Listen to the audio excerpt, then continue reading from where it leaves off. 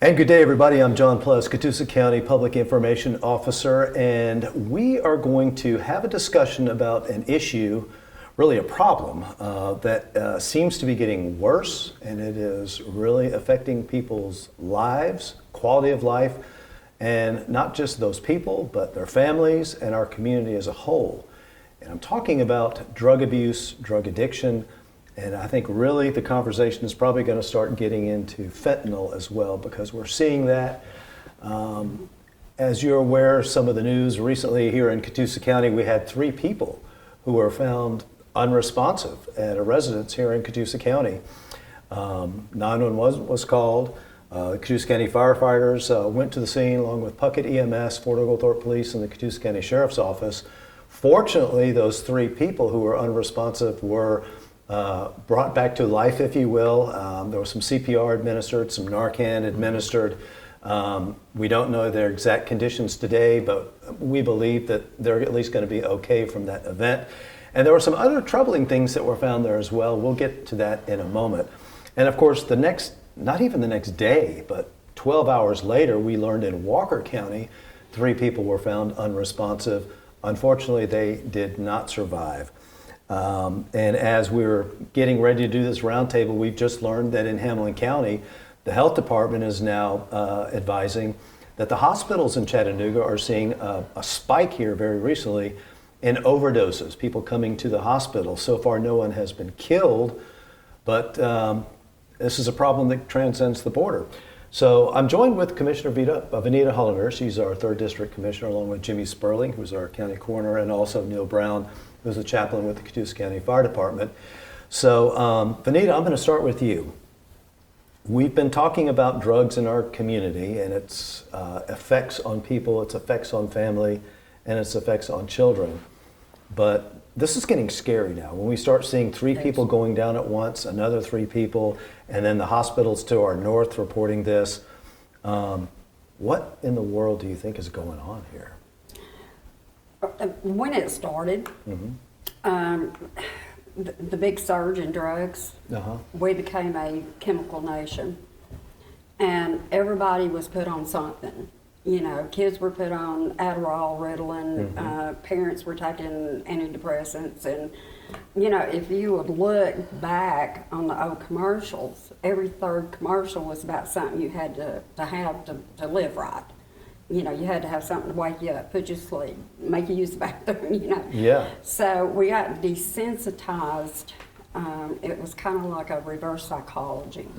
And we got desensitized to medication. Used to, if you had baby aspirin, it was in the top shelf in the back corner. Now everybody leaves their medicine out on the counters. You know, even grandparents, God love them, will tell the grandchildren, you know, go get me my medicine.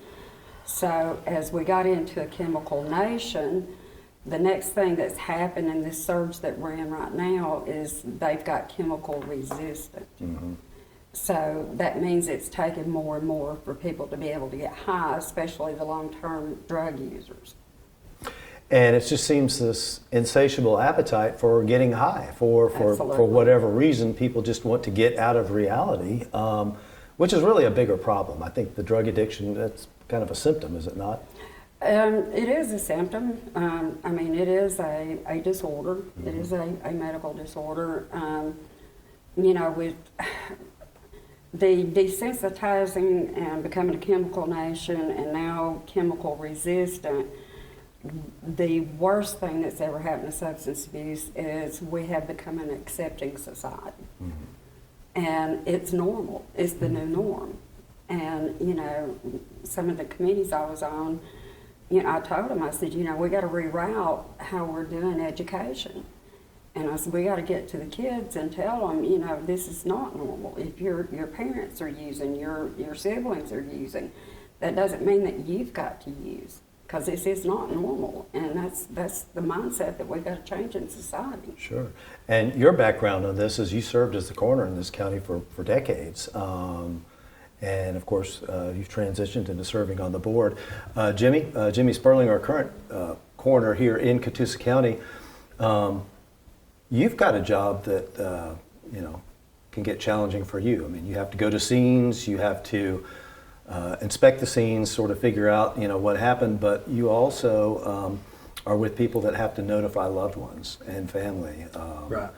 And this is the type of problem that doesn't just affect the user, but impacts families. Maybe you could give us a feel of what's that like to have to inform someone that, I'm sorry, your child, your son, your spouse, your brother didn't make it. They overdosed. That's got to be heart-wrenching. Yeah. Well, and not only the deaths that we're working in Catoosa County from addiction and fentanyl, but as big a problem as it is in the Southeast, especially, we're getting calls from other counties, other states, asking us to go to a home and notify. And so a lot of times I'll get a call from Florida, and there's been a young person there, or a person died of a fentanyl overdose, and they want us to go notify the family and talk to them. And a lot of times Chaplain Brown will be involved in that. We'll go notify them. But it's just, we had 13 fentanyl overdoses in Catoosa last year, and every one of them they're just gut wrenching, because even the ones that were known users, they still didn't suspect that what they were taking possibly was laced with fentanyl. Yeah. So it's just horribly sad to deal with these families day in and day out, and especially seeing so many deaths. Sure. And I think you can speak to first responders, because they have to go on the scene, they have to revive people, make the best effort. Sometimes it doesn't work, unfortunately. But it takes a toll on those first responders. I understand 2 of the firefighters went to be checked out for fentanyl exposure as well. Yeah. Maybe shed a little bit of light on how that affects the system that is designed to respond to these kind of things, because we're all human too. Well, I think that what happens is that it makes it becomes scary. Matter of fact, I was talking to a firefighter yesterday, and he's been in on some of these calls, and he said that it becomes scary for them to go into these scenes, because all you have to do with fentanyl is just to touch it. You can touch some fentanyl dust, and it can kill you. And so it becomes a scary proposition for our emergency services personnel. And I know Catoosa County has taken some steps. We received a memo earlier in the week about what they are doing to try to protect the personnel. And I understand Walker County is doing the same thing. They're stepping up the measures of what they do before they go into those situations. And so it has an effect on them to think that I can go in on this call and I could lose my life just because we're dealing with this dangerous chemical. Sure. And it's not just first responders. It's me and my personnel. We're coming into the scene. Sure. The chaplain, he may be in the scene, and we may be exposed to any of that. I never dreamed, but we're carrying all my personnel have Narcan now. I carried it in all the coroner's vehicles, and then even once the scene's over, we have to think about other family members coming in there. Are they going to get contaminated, and we're going to end up back out there again on another call? One of the things that struck me about the call in Catoosa County the other night is that once the people were revived, there was a lady on the scene that law enforcement had to deal with. She had some other law enforcement issues, but she was 7 months pregnant. And she was with these people, and I don't know if she was partying with them or just, what her status was, but that to me caught my attention when I read that. There's a large number of drug-addicted babies. Of course, if they're born, they have drugs in their system, they automatically call Family and Children's Services. But these poor babies have to be detoxed, just like any drug user, because, for 7, 8, 9 months, which most drug abuse babies are born premature. But for however long they were in that womb, they were getting drugs. They're addicted too, and it's extremely hard on them. It can cause developmental delays. It can cause all kinds of birth defects, and it's not fair to these babies to be born addicted. And, when I was talking about the cooks or the drug dealers now, they're having to come up with a better and better product. because with the chemical resistance, it takes a little bit more to get high. And of course, you know that you want to have returning customers. And so it's kind of indicating to me the overdoses that Jimmy had and then the 3 deaths in Walker County it's probably they're combining all kinds of stuff. It's not just the fentanyl. And there's a combination, it's called Gray Death. And it's pink, which is U47700. That's the chemical name. But they call it pink, and up until 2016, kids could buy it over the internet.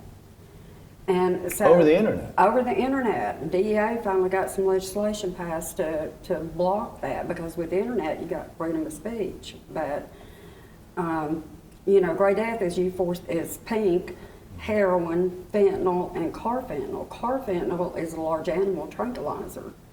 With fentanyl itself is 50 times stronger than heroin and 100 times stronger than morphine. And then there's a new one that's out. It was circulated in 2019 in Washington, D.C., and it's isotretinoin, and they call it ISO. And it is 20 to 100 times stronger than fentanyl. So they're constantly coming up with something, and there's other mixtures. You know, there's a Red Bull that they mix, and that's the Red Bull in danger. itself, I mean, that's a huge dose of caffeine. Right there. Right, but they have, you know, there's several different mixtures that they're putting fentanyl with heroin, methamphetamine, MDMA, which they call Molly, anything that's going to cause a good high. You know, they're mixing it together, and most of the time people don't even know what they're getting. I had 2 automatic deaths, and it was a 16 and a 20-year-old. They thought they bought Xanax, and it really had fentanyl in it. And this stuff is so unstable because the pink, the size of a few grains of salt can kill you. And with the carfentanil, it's a grain of sand. So how do they know how much they could put in there before they kill somebody? How do they know? Yeah. Well, and what we're seeing is people that has fentanyl mixed in with other drugs. We've run it, and I know I've run the calls where the people have been mixed and injected something, and when we get there, the needle still didn't even have time to pull the needle out. That's how quick it was. That's how instant acting it was. But these people that are dying of fentanyl overdoses, all of them are not addicts. Some of them are people that have never experimented before with anything in their life. And they try something one time. They take a sip of their buddy's drink. They take a Xanax that they got from a friend. They think this is an Adderall. They've bought it off the street. And there's no second chances. They take it and they're dead. That's amazing. So that almost is like a warning flag for people just sharing drugs. To your point, they're sharing like a Xanax or somebody said, here's a pain pill because they have a legitimate injury and they know someone who has that medication and said, well, here, I'll give you one of mine. Right. But then what you're saying is you may not know that what they're getting may be a legitimate prescribed medication. Was it you or Sharon that went to that call where a guy thought he was drinking his tea and he was really drinking the byproducts of meth? Probably And it must have been killed Sharon. him. I Yeah. remember that one. Yeah, he had a glass of tea and it looked similar to the byproduct of meth. And his niece had left the byproduct sitting on the same table, and he Right. accidentally drank it. And there was text messages, back and forth. I think there was something in my tea. I feel really bad. I think I'm dying. Well, he did. Oh, geez. So what Jimmy is saying is very, very true. Yeah. Well, Whitfield County had a death this past year. I think she was 16 years old, and she was at a friend's house, was having some anxiety issues. Her friend gave her a Xanax. That was her mom's, and what she did know was that her mom couldn't get prescriptions anymore, so she was buying them elsewhere. Right. And 16-year-old girl had never taken an illegal substance in her life, took a Xanax that she thought was going to help her anxiety, and within 5 minutes. She just didn't make it. Within 5 minutes, she was deceased. That's awful. It's horrible. That's awful, because I think if you go in just about anyone's home and look in their medicine chest, there's medication in there. Sure. Sometimes we get prescribed things and the situation is over with, but that little bottle stays up in the cabinet sometimes for months or maybe even a couple of years. Oh, yeah. And that stays in there to that effect.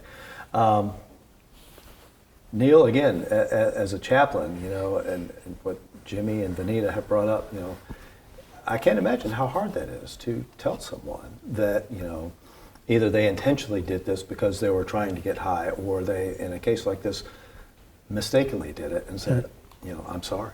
Yeah, one of the things I think that's most heart-wrenching to me is that I know when I go with a police officer, a sheriff's deputy, when I go with Jimmy, whoever it is that I accompany, and we do that notification, I know that we're fixing to change that family's life forever.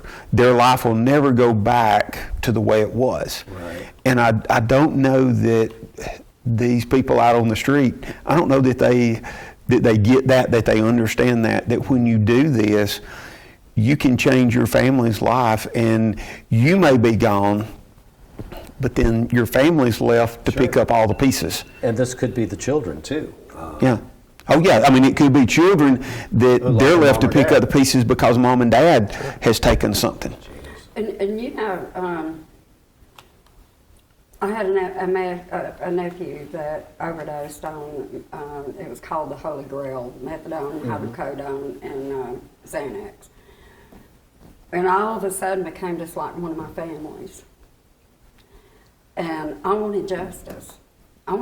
Somebody needs to go to jail. Somebody needs to pay for this death. I was even going to go to the mall that he was at in North Carolina and try to find out who sold it to him. I wanted justice. I wanted revenge. Sure. But the hard part about prosecuting these deaths is to convince a jury that this person needs to go to prison if you can find out who sold it or gave it to them. Because the person that died sought it out. The only way you can get a successful prosecution is if the person knowingly left this other person in a life-threatening condition. Right. And we've heard of situations like that And, too. So. That's the sad part. And, I felt so bad for these families, and I tell them, now look, if you know for a fact who sold it to him or who gave it to him, you've always got civil court. You can fall back on wrongful death. Well, I don't know of any. Well, I do. I'll take that back. I know of one that filed a wrongful death. And until we get some good solid legislation passed, like Tennessee's got, if you sell or give someone a substance that causes their death, it's a homicide. Sure. It's a homicide, and we need that in Georgia. I know there's some action on the floor this year. Good. We'll talk about that here in just a moment. We're going to have to take a break, and we're going to get into what can be done next and some of the things that I know you're doing and that you did in the past, but you're doing, say, in our community and our schools and stuff just to educate people. So stick with us. We'll take a break, and we'll be right back.